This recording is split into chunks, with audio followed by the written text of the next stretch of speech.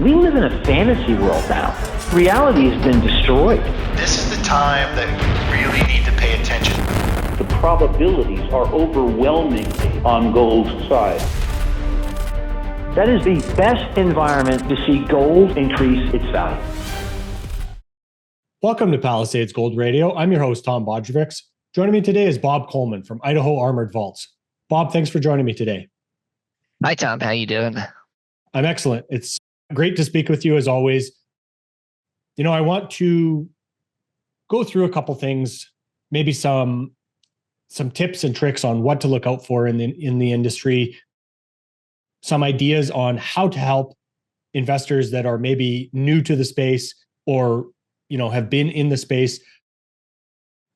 But I want to base this conversation around, you know, ideas that we need to be kind of like looking out for. You know, I feel like you've always been a very good steward of the investors and the people in the space through all my dealings with you through the whole time that I have known you. And so maybe we could start by kind of understanding where we are in the precious metals markets right now. You know, we keep hitting record all-time highs for gold. We're probably the highest close in, I think, 4 years or so on silver, if not longer than that. It seemingly should be a really exciting time in the metals. Yeah, no question about it. If you look at, like I put out a comment today on India, massive amount of silver and gold imported into India during August, which really comes at a time where in July, I posted that they had surprisingly cut tariff rates from about 15% down to 5% on both gold and silver, and from 15.6% down to about 5.5% on platinum. You know, that basically juiced the market over in India. It's basically like, you know, having your price of your metals go down 10% just because of a reduction of taxes and tariffs. And so that inspired, I think, some buying that was going on over there, especially in front of Diwali and the festival season that comes into the fall. Those are positives. Here in the U.S., though, it's kind of interesting because you're seeing, I think, in the Western world, I think selling that's coming into the market as this market continues to rise, and you have pockets of buying, but I think the buying is coming more from higher net worth individuals than they are from retail. I think that the retail investor, may have piled into this between 2020 and 2023 or prior to that. However, I think this move up really since this time last year, I think most people got so burned out on high premiums, the conspiracy talk, this idea that, the price is never going to go higher. It's always going to be slammed down. And I think that started to weigh on the psychology of the retail physical metal investor or stacker. And you saw sort of a reduction of transaction volume and so forth. And you see that with some of the dealers out there. I've certainly seen it as well. But if you look at the high net worth investor, the one that's coming into the market and buying the market now, that's buying physical, for them, they're just allocating portions of their portfolio that they may never have had exposure to the actual physical metal. They may have had SLV or GLD or options or some type of structured product, but they may be saying, "Hey, listen, gold's going to, it's hitting new all-time highs. It's rising. You see the uncertainty with the election and cutting of interest rates and potential slowdown in the economy, and this sort of massaging or manipulation by the to try to artificially almost create monetary policy within the Treasury's yield curve and Treasury issuance or supply, so that if they really, for example, most of their issuance is 1 year or less paper versus longer dated paper, they can actually keep interest rates from rising on the long end, which actually helps the housing market and the mortgage refinancing rates. And at the same time, with all this issuance of T-bills and so forth, a lot of that stuff can be repoed and basically loaned back out or borrowed against with that collateral for 97 cents on the dollar. So what's happening is if I buy $1 million in T-bills, I could go to a bank or a prime broker and say, listen, I want to now borrow, $970,000 from you to go out and buy stocks. Here's my T-bills. And T-bills have become money in a way. And so this private credit creation has created this sort of, I guess you could say, continued rise of the bull market. But it's doing it on sort of leverage and so forth, not necessarily central bank liquidity creation like you'd see typically with quantitative easing. Yeah, I've had a couple guests explain that by saying it's like having stealth QE. Yeah, definitely, and it's something that from a traditional model, a lot of guys didn't pick up on right away. And I think that's what I think everyone looked at quantitative tightening back in 2022 and said, okay, now we're going to enter in a bear market. It's going to be, as long as the Fed is continually retracting its balance sheet, that's going to put pressure on the markets. But, the markets tend to always do things that will surprise you. And I think this increased liquidity creation, like you said, from the private side, I think caught a lot of people off guard. And I think that's what's sort of squeezing the shorts and the people that are negative on the markets, catching them off guard that really weren't expecting this amount of monetary creation. So Bob, let's go back to the demand picture right now. Your pinned tweet was basically showing the managed money funds, and that was back in February. They were over $1 billion short in silver back then. So how is that positioning now? And is that a good way to understand the market? Yeah, it's one tool to look at. So when you're trying to analyze the markets and its structure, you're trying to find basically breadcrumbs out there to give you some type of feel for how the boat is sort of loaded on one side of the ship or not. If it's weighed too much on one side, Mm-hmm. And it gets knocked over to the other side, there's a lot of volatility and there's a lot of opportunity that can be had from that shift in capital or positioning, I guess you could say. February, the sentiment was so bad. You saw this in a lot of different numbers, sentiment measures, and then you saw the managed money going short. And typically when that happens, they tend to be sort of at the extreme when they get to some of these positionings. And it just so happened that you had a lot of confluences come together that kind of gave me the opportunity to make the call, so to speak, that I think we had the worst, I think, possible outcome built into the markets. And you certainly saw the sentiment on social media. I mean, nobody was positive on the metals, the mining stocks. It was just, it was a very gloomy time. Fast forward to today, you've had managed money now very long the silver market. You had swap dealers very heavily short the silver market, but the makeup, I think, is a little bit different than I think what people may imagine. People think of the commercials and the banks always shorting the market into the oblivion, and at any time they can pull the rug. But I think there's a lot of things that are going on here, especially recently with the 50 basis point rate cut. For example, swap dealers who were heavily short the futures could have actually been long the ETFs the last few months because they had the opportunity to buy those ETFs at discounts to NAV, for example, or buy the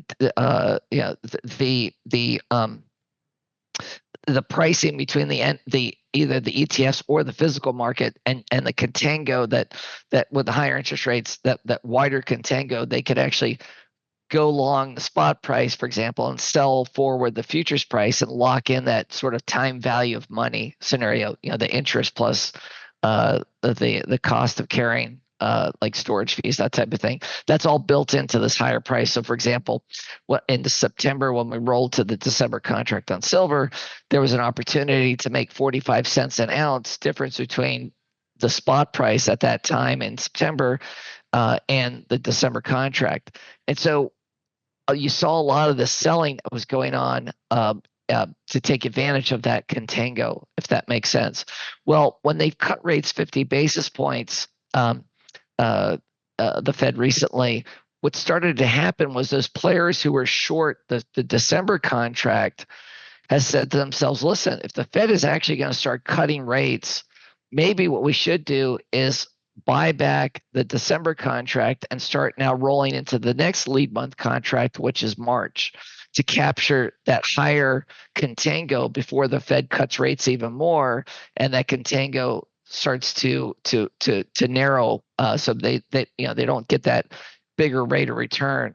And so that created, I think, some of this volatility that we saw during the week of the Fed rate cut, where you saw the market spike and then it cracked hard to the downside, and then it rallied hard right back up the next day. I think that was one of the potential causes. You have the options market. You have a lot of money flow coming into this sector, into the precious metal sector right now. So options are dominating also price action. A lot of in the money calls, for example, last week that ended up being exercised and going long their underlying position, which was kind of interesting.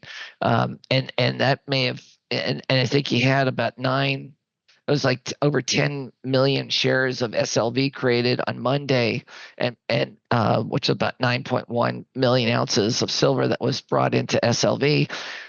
That could have actually been the effect of a lot of people going, exercising their options and taking an actual position in SLV itself. Mm-hmm. Well, that's another thing that I wanted to talk about is kind of this shift that we have seen in the market since, the metals actually, started performing. How has it moved out of COMEX, and are we now seeing a flow back into the ETFs because of demand? Gold has seen a pretty steady increase in ETF shares, I guess, being issued. Silver, not so much. It's been sort of a choppy, I guess, and that's just the nature of silver. It's a very spiky type of asset that has a lot of volatility associated with it, whereas gold tends to be more of that mainstream. If investors are the general investor who really is not a gold bug or a precious metals bug, they kind of, they have a financial advisor and so forth. Well, typically the advisor is going to say, listen, central banks are buying gold. Maybe you should have a position in precious metals, but their idea of precious metals positioning is simply gold because it's more mainstream, mm-hmm. if that makes more sense. So you tend to see gold maybe taking sort of the cue from that, whereas silver, I think with the high gold silver ratio and gold making new all-time highs, I think eventually what's been happening is people say, listen, gold's hitting new all-time highs. I don't want to chase this asset. If silver is still 40% below its all-time high, there's some opportunity maybe to actually go long silver, and in fact, actually maybe short gold if the gold-silver ratio does contract. There are different strategies that start to get born. And so what you saw in August, the CME did something kind of unusual. They raised the margin requirements on the gold contract and lowered the margin requirements on the silver contract. And they also lowered the margin requirements on copper a couple of times. And that's actually when copper was around $4 a pound. So there's almost, you watch all these things that go on in the marketplace to try and get an idea, maybe what is being pushed, in terms of the narrative, or maybe how players are positioning themselves. But what's interesting is as gold margins were increased, gold still went higher. Silver just recently, and I reported on it, you just had the CME hike margin requirements on silver, and silver's took off. Sometimes money flow is just coming in at such a strong pace. Sometimes raising those margin requirements are being done to maybe try to reduce the or increase the cost of carrying that futures contract, trying to maybe reduce volatility, but maybe trying to tap the brakes on the market to slow it down a little bit. That's always that's always a consideration when you see them raising margin requirements. But those types of things, it's not always sinister. No, it's right. I mean, there are times when you look at some of this stuff and it's like, okay, in 2011 they hiked margin requirements 6 times in 2 weeks on silver, and it just cracked the market. And you think, okay, that doesn't make any sense. I've never seen, very rarely do you see other commodities get raised or hiked in such a short period of time at such a high change or rate change, I guess you could say. So there are some times that make you question the management of the markets per se, because all the markets are managed. I mean, to say that one isn't, it's I'm not that dumb. It's something that you kind of anticipate with every market out there, even the S&P and so forth, treasury market, because there's a lot of interests out there and a lot of big money out there that can't be maybe on the wrong side of the trade because they're leveraged, or they're using levered money, so they either have to be hedged or some type of neutral based trading strategy. And some of these things, when you get this big flow of money coming into the market, it tends to lopside, especially in options, the amount of call buying that comes in, forcing dealers to reverse delta neutral strategies, or you create these gamma squeezes, or you tend to see these types of one-off type of situations that may push the market on a level that is not really normal. It's just more on the I guess the outline type of market action. Mm-hmm. So Bob, I want to get or try to get a feel for where demand is coming from right now. You kind of mentioned India is buying a lot. You mentioned high net worth investors seem to be, getting into the market. Are those really the two biggest categories, let's say, for physical right now? I think where the demand's really coming from is more on the high net worth side. Investors that have large portfolios that don't have any exposure to metals. I think they're moving into the physical metal. I think they're moving maybe out of ETFs, for example, into physical metal from a standpoint of reducing counterparty risk and some of the worries of taxation policies that the Democrats are sort of inspiring in some of their election rhetoric and that type of thing. So there's positioning that's happening that may not necessarily be with inflation or central bank money printing or that type of thing. It could be more tax planning, estate planning amongst high net worth investors. One of the things that people look at from an estate planning side with physical metals is that they buy the metals with the idea they're never going to sell them, but when they pass it down to their heirs, the heirs get a stepped up basis. So that tends to maybe help in terms of that estate planning perspective, where they know that the metals aren't going to go to zero. It may have price volatility, but if their objective basically is to say, hey, listen, the U.S. government's never going to stop spending money until it's forced to. But if they continue onward, I want to protect my heirs or my beneficiaries, and this is one way to do it. So that's a very common theme that we've been seeing over the last year. Mm-hmm. So on the other side of that, you also deal with, and you see a lot of these pieces of the market where, let's say, average investor demand is being dealt with. So, I think a good indication of that, we've talked about lease rates before. Maybe touch on lease rates and premiums for, eagles and smaller quantity or smaller volume items like that. Yeah, lease rates are actually pulling back, and they're kind of tied more with interest rates. So if interest rates get hammered or get cut, for example, you'll tend to see lease rates pull back. You don't have for a backwardation to happen or lease rates to spike, a lot of times that'll happen either in a higher interest rate environment or a higher physical demand environment. And right now, with rates pulling back and also lease rates coming down off of that, you're not seeing the tightness, for example, in the physical markets. And you certainly see a buildup in inventories on the COMEX in the eligible categories, whereas more importantly, the registered category, which backs all the futures contracts, that's gone from the last year and a half from about 20 some odd million ounces up to into the 70 million plus ounce range. So you're seeing the supply out there.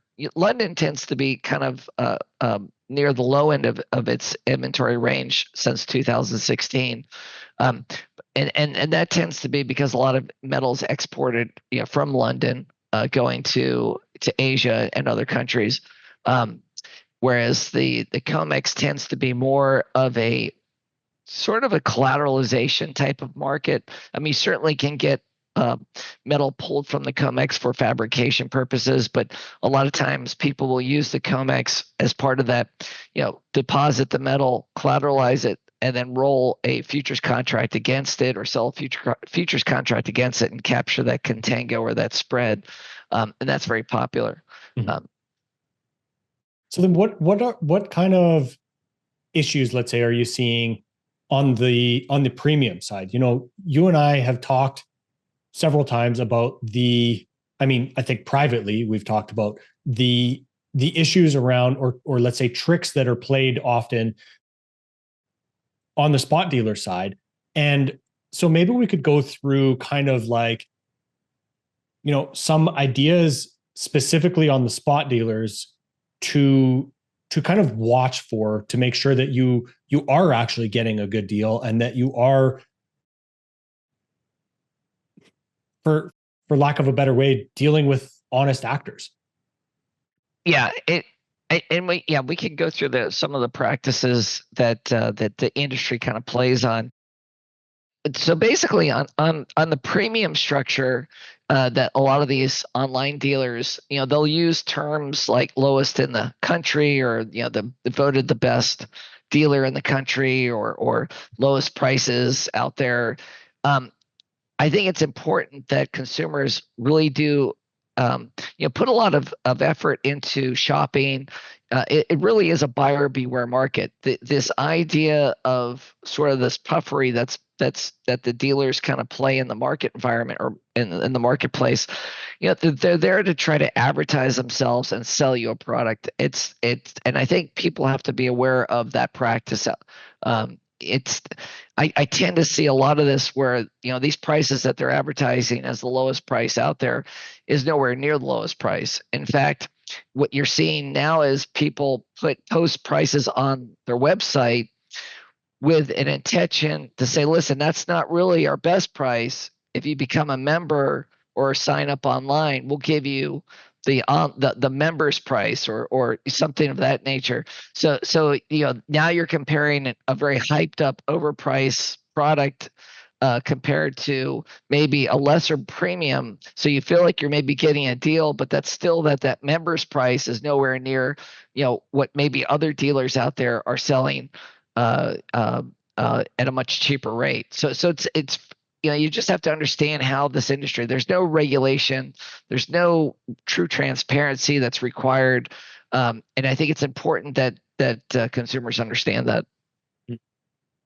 So really it's kind of, I think it boils down to, in some ways, shopping around, just comparing, spot prices, comparing premiums to make sure that you understand what the actual deal is that you're getting.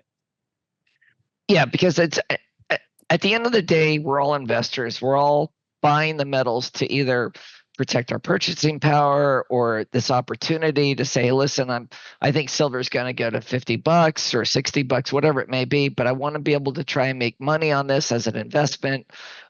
That's why we're buying it. We're not buying it to enrich the dealer and their business model. But unfortunately, the way the industry operates, you're really just, the individual becomes the product in a way, because they're supporting the business model of that dealer, and that's something that I've kind of expounded upon before, especially over the last four years or so, and you're seeing it more so now when the dealer, after they've got done marking up products at a very, very high premium the last 3 or 4 years. Now you look at the bids that they're buying these products back at. A lot of clients still aren't even seeing $30 silver based on the very weak bids that a lot of these big online dealers are, claim to be the best price out there. So it's important, especially if you get into where you're buying the metals, and let's say you don't want to take delivery, and now you're getting into this model of, hey, listen, I want to store it or look for a place to put it, because if I'm buying $100,000 in silver, I certainly don't want to stick it in my closet. It's just too much weight. It's important to understand the business model that has kind of popped up the last few years, where these dealers have created these depositories with really cheap rates, but those rates, the storage fees, are there to almost sort of trap the client into saying, hey, listen, I'm getting a great rate for storage, so I'll just go ahead and buy the metals to them. But they don't understand, the client doesn't understand that what they're buying the metals at, that premium markup, is actually costing them a lot more money than the money they're saving on the storage fee. So to give you an idea or an example, for example, I see a lot of it where we have our storage rates at 70 basis points, and some of these other dealers have their storage rates at 50 basis points, for example. And then all of a sudden, the client goes and gets a quote on the product, and what they're saving through us may be 10 years worth of storage fees, in terms of the ability to break even from that markup from that transaction. So I think it's important. It's important to understand how this industry is shifting, with the maybe the lesser demand out there in terms of that you're seeing in the retail environment. Yeah. So again, I guess to reiterate that, you might be saving a little bit, or it looks like you're saving a little bit on your premium initially, but you're paying a lot more on the back end for storage, or vice versa. So again, it's like, these are all things that we need to be aware of as investors and people in this space, because it's always a numbers game that can be played. It is, and what people need to understand is the business model of who they're doing business with. Mm-hmm. I think it's important, again, with these dealers that have set up these depositories, with the idea of trying to capture the transaction and offer this sort of artificially low storage fee, for example. Now the customer doesn't understand that now they're beholden to the dealer, because they're storing with the dealer, to whatever that bid that the dealer's willing to buy that product back at. They don't have the ability to maybe shop around, for example, because the metal's at that dealer's location. So I think it's important to understand that dynamic as well. So that's part of the educational process. I think people need to try and just ask a lot of questions. You and I have done interviews before on how to select a depository and what to watch out for, that type of thing, or structured program. There's a lot of things to kind of understand in this world. It's, a lot of clients who have been really more associated with the ETFs and the paper world, to them, buying physical metals and figuring out how to store it and the logistics of that is a totally different ballgame. Mm-hmm.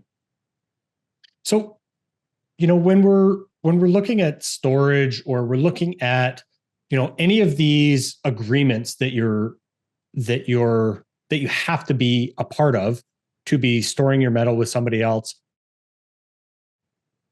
what are some of the, let's say, give us a kind of a cheat sheet of terms to be looking for, or kind of red flags that should be raised when you're dealing with some of these programs, if you can, Bob. Yeah, definitely. But when you're looking at storage agreements or user agreements per se, watch for limit of liability clauses. There's a whole section on limits of liability or hold harmless agreements where you're basically, they may say, in paragraph 1 through 14, our responsibility is this, but then paragraph 15 under limits of liability may basically go against everything they just said, or give them some out. So in case something does happen, that they have some sort of fallback measure to protect themselves, not necessarily the customer, but themselves. You're seeing this pop up more and more, these waiver of jury trial clauses in agreements. That's something that's a huge red flag. Where the customer is already waiving their recourse or ability to have recourse, limited by the agreement that they're signing.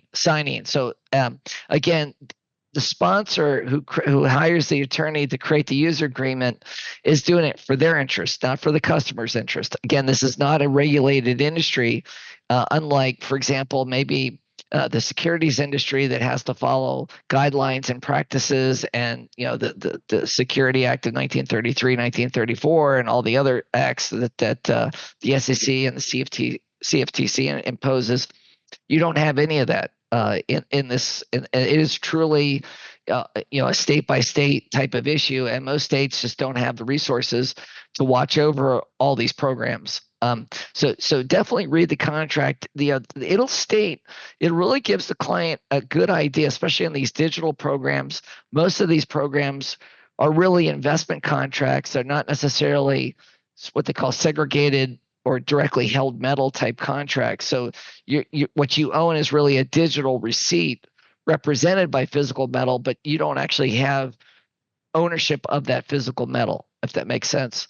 So it's important to understand these nuances, because not that I'm saying that a program could blow up or something happen, but in this type of environment where we're buying metals, worried about an event out there, whether it be banking system or political, or some type of leverage event, or some type of exposure into the marketplace that creates massive one-sided volatility.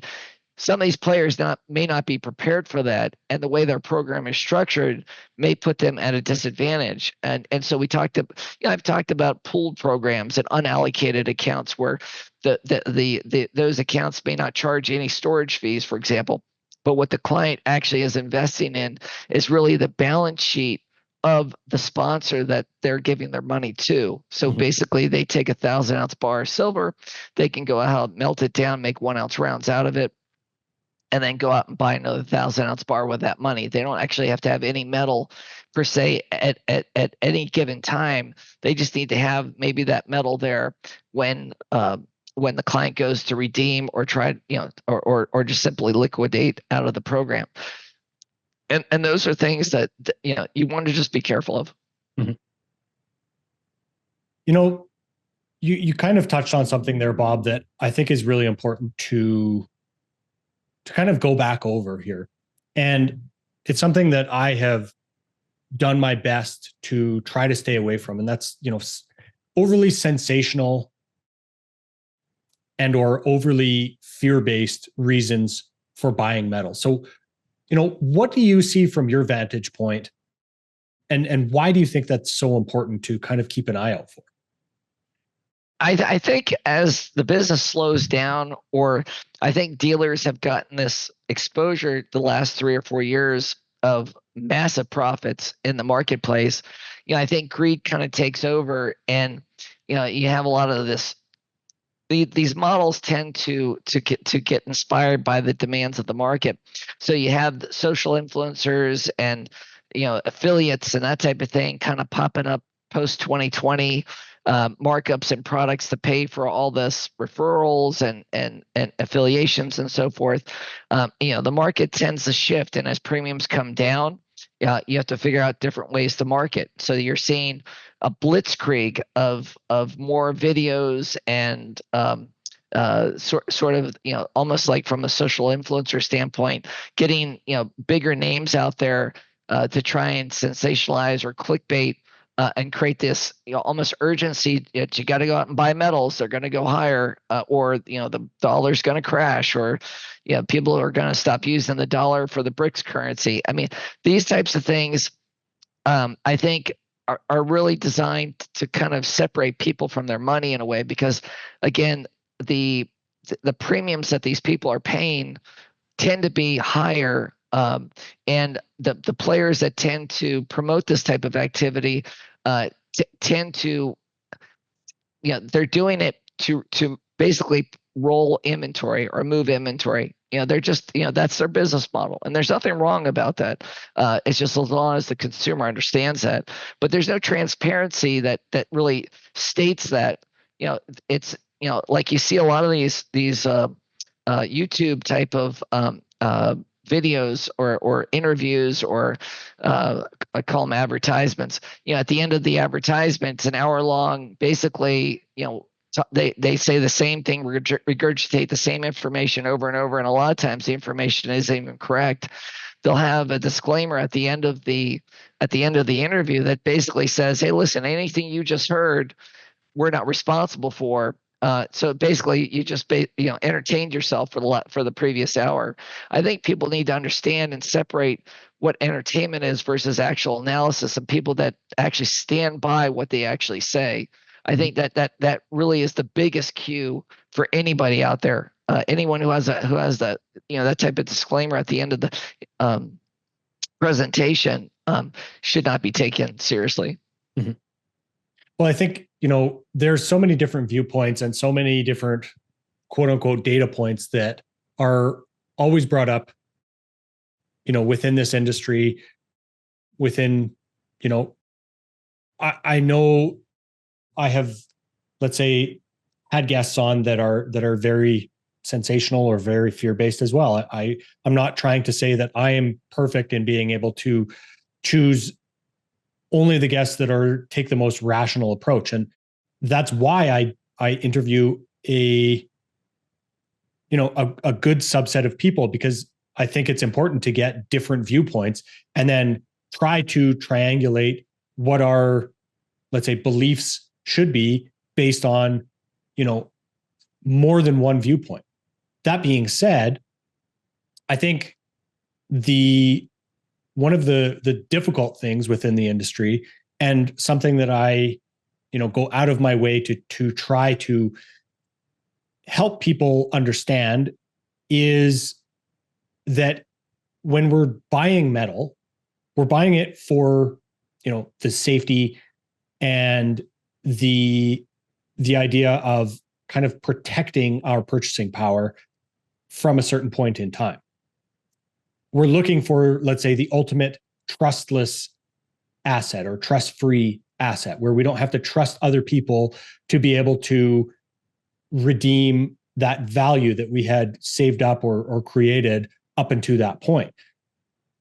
I don't think it's helpful to be overly fear-based or to be making decisions like this, to be making big investments out of fear. You don't make good decisions when you're fearful. You need to be rational and understand the more fundamental side behind the reasons you're buying metal. And, again, just to reiterate that point, to just be buying it out of fear, I think is a dangerous and unhelpful exercise. I mean, you and I, since I've known you and since I've been doing the show, we've seen plenty of people come and go that were kind of very, very fear-based. And unfortunately, that does become a part of the industry, and it's not helpful. And it's not a good way to make big financial decisions. Completely. And I get it. Sometimes people need something to get them off the couch, and get them motivated. Mm-hmm. Totally. I mean, it's this is no different, from probably the beginning of time. There's always going to be a salesman out there that's gonna, hey, listen, we got this vacuum cleaner, even though you have two in the closet, you need this one. Mhm. I totally understand that, and I think that's smart. And I think sometimes people, I think big investors, the stackers out there, they believe in the metals, they understand it, they use it as a store of value. I totally understand that. They're probably not as swayed as much, from the different types of hyped commentaries and interviews and things like that. They're just buying it on a steady basis. But I think for the investor that's out there, that's making that one-time decision or that allocation into metals, just as if they were choosing a stock or a bank to place their money into, that they need just to look at who they're buying from, what kind of prices that they're paying, what type of, if it's a structured program, what does the agreement actually provide for, what is it responsible for, what are the liabilities and so forth. Because I'm seeing, as this industry, the sad part about this industry that I'm seeing, and I've been calling this pretty well, is as the price rises, you're seeing, the idea of Costco coming into the picture. That's taking away a lot of these retail dealers' sort of business. A lot of these retail dealers, their average transaction size may be a couple $1,000s. So Costco is taking away that, but Costco doesn't buy back metals. So for the investor that says, listen, I'm price shopping, I could care less, maybe my idea is I'm just going to get the best price, period. That's fine. But what's happening is it's gutting the industry out, because ultimately when you go to sell that, the dealer in most instances, they use a line of credit from a bank, so to speak, that provides their capital to maybe settle these trades, and they use that line of credit.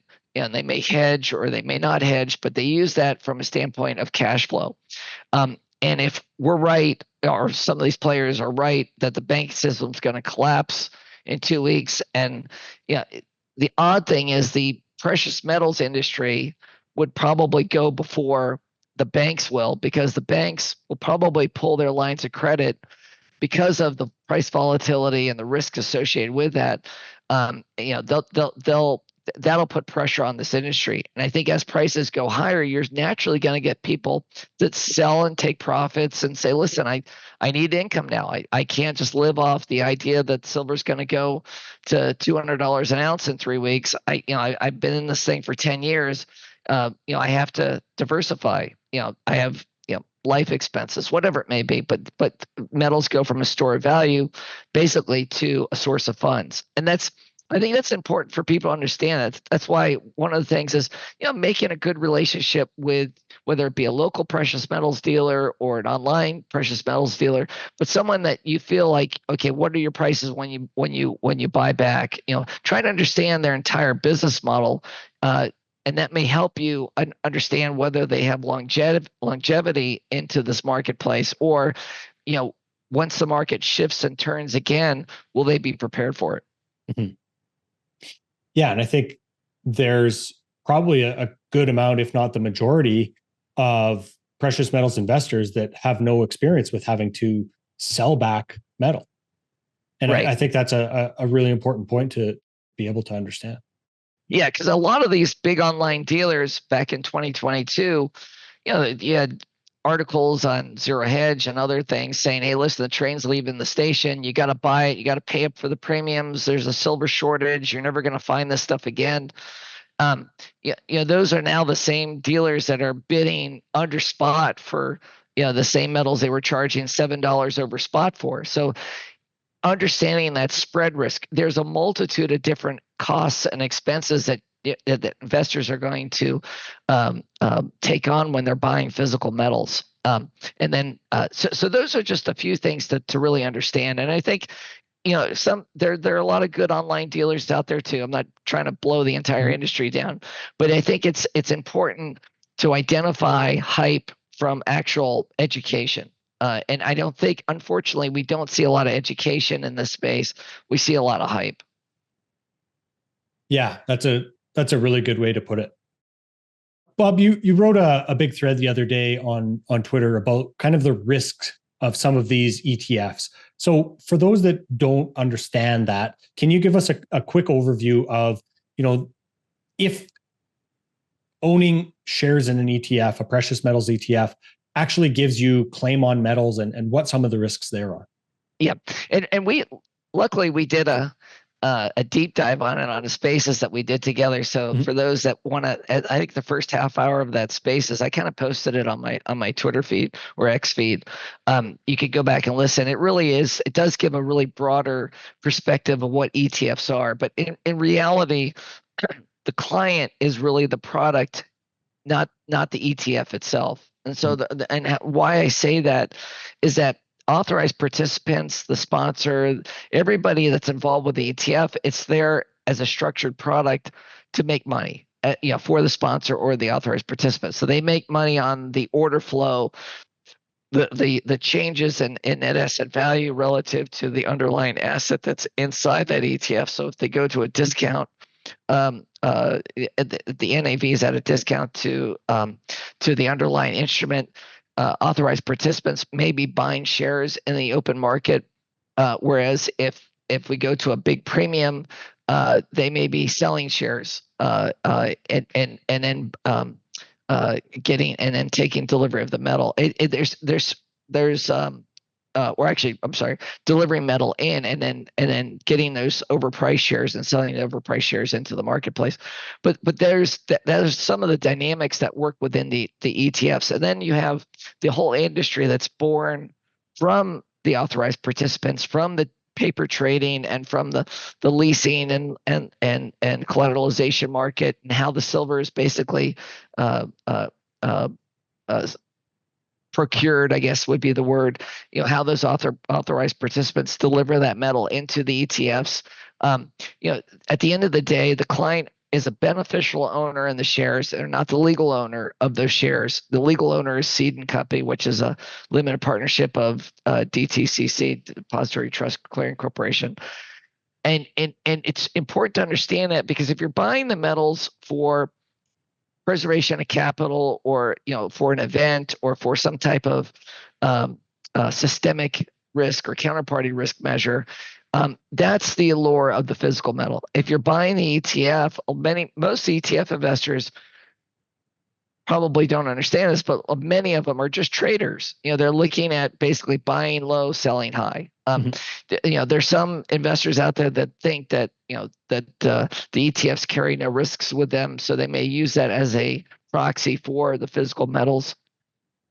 But it's important to read the prospectus, because everything I just said is kind of explained in the prospectus, and then some. So, for example, like I mentioned, in London, the London rules are basically, if a sub-custodian provides services for a custodian and they store all, the custodian gives all this metal to the sub-custodian loses all the metal, there's no recourse from the custodian to the sub-custodian. So again, that would impact an ETF holder, because all of a sudden some of that underlying assets aren't in that pool or in that fund to back up the share price.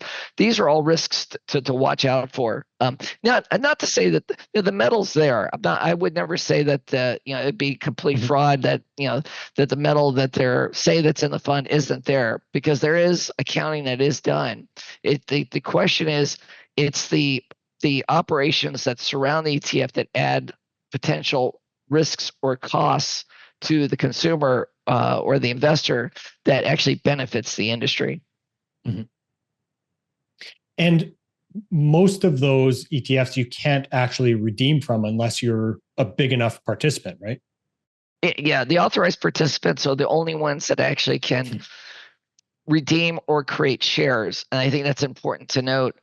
So if you're a big investor, you may want to own the metal. You go to an authorized participant, and they don't have to actually provide that delivery function. They could, you may just be forced to cash out, and then all of a sudden, then buy the silver, for example, in the OTC market, or go to a different exchange to lock in that metal.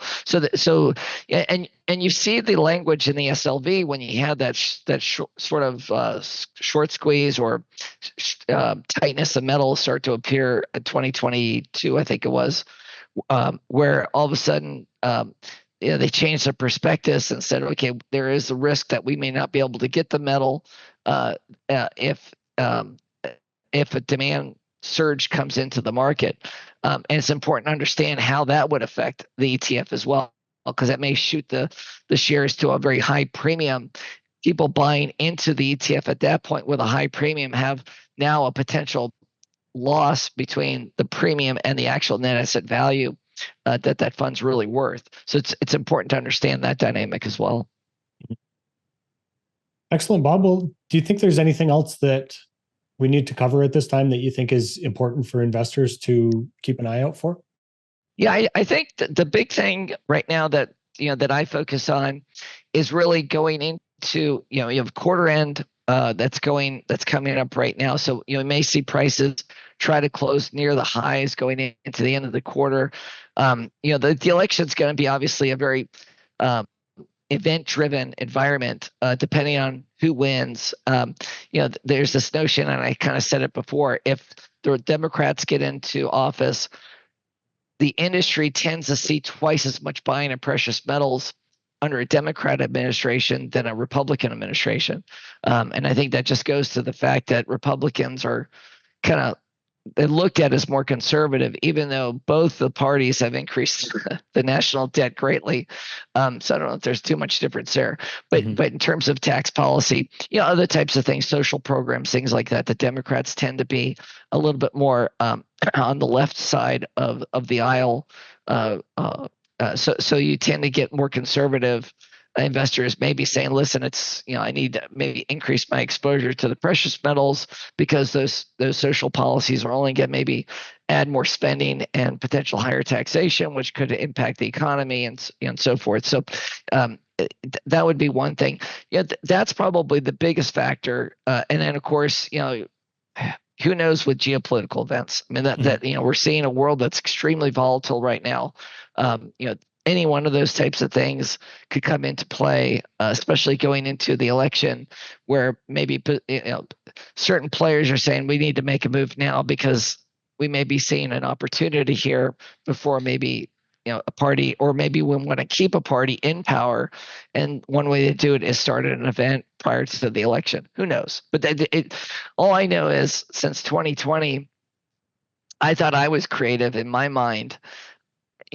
What we've basically witnessed blows me away in terms of what's being said and the stories that are unfolding and the events that are happening. So be prepared for almost anything. But I think as going into the year end, I think, and into 2025, I think I don't see the metals really coming. It may be more choppiness, but in terms of, I think, the potential for a slowing economy, the big thing I'm watching for is really private credit creation and money creation. If that starts to dry up, that's really what's running the market. And watching the change in margin rates and things like that, where the system is trying to slow down this market from going into a full blown melt up because of all the money created. So that's important to watch, because if we get into that type of steep spike upward, then you got to start looking at the idea of maybe taking profits or trying to protect yourself against potential downside volatility. Mm-hmm. Yeah. Well said, Bob. I think we're going to see how this market ends up playing out and really responding to what's likely to be a very volatile next 4 to 5 months, really. And I really appreciate you always being here to discuss how we should be kind of looking at all of that. Sure. Oh, my pleasure. Thank you for having me on, Tom.